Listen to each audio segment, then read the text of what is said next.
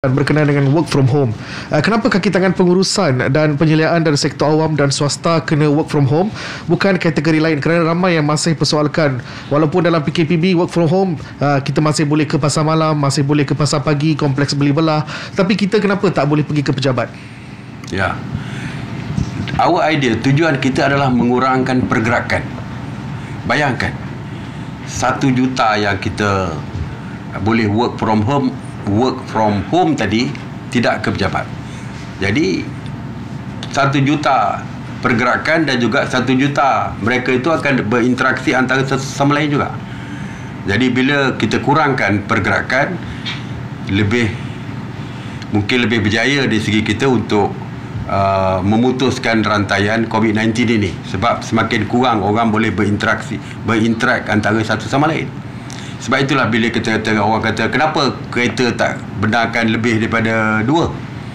Kalau saya pakai MPV, kenapa tak boleh pakai 7 atau 8 seperti dulu? Sebab kita nak mengurangkan jumlah individu yang berada di mata-mata tempat. Ya, betul, ada pasar malam dibuka, shopping mall ada buka dan sebagainya. Ianya masih lagi tertakluk kepada kita sebagai individu, sama ada kita ingin menggunakan kebebasan tersebut tanpa memikirkan kesihatan kita ataupun tidak.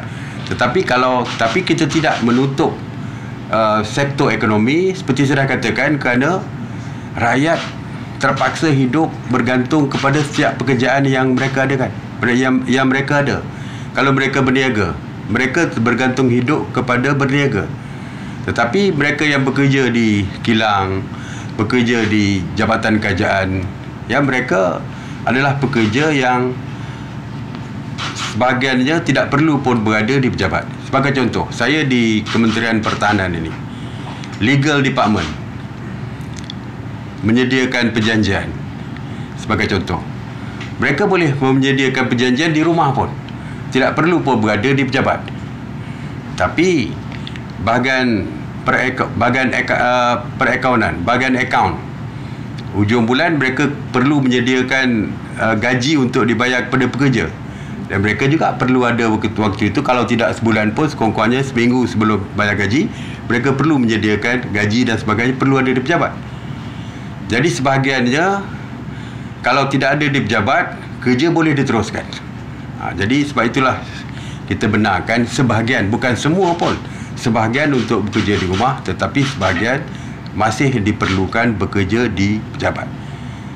Resepsionis saya kat bawah, tentu saja kena bekerja setiap hari, dan mereka tak boleh kerja di rumah. Kalau tidak, orang nak masuk ke Mindef, nak mendaftar, nak masuk, mesti melalui front desk yang ada di bawah sana. Jadi ada yang perlu ada di sini, ada perlu ada di rumah.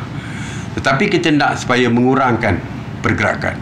Kita beri contoh, tadi ada contoh, orang kata kenapa yang di restoran, di shopping mall, salesman tak boleh kerja daripada rumah. Memanglah, kalau dia merupakan waiter dan waitress di restoran, dia tak boleh kerja daripada rumah, dia kena datang bekerja di restoran-restoran tempat dia bekerja dan sebagainya. Jadi ada yang boleh bekerja daripada rumah, ada yang tak boleh kerana diperlukan bekerja di lapangan.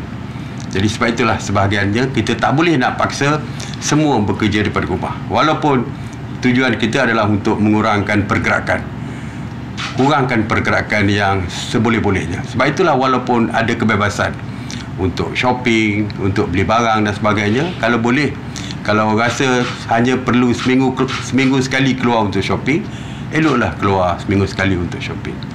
DG Kesihatan setiap hari mengatakan elok berada di rumah. Itulah vaksin yang terbaik, dia kata.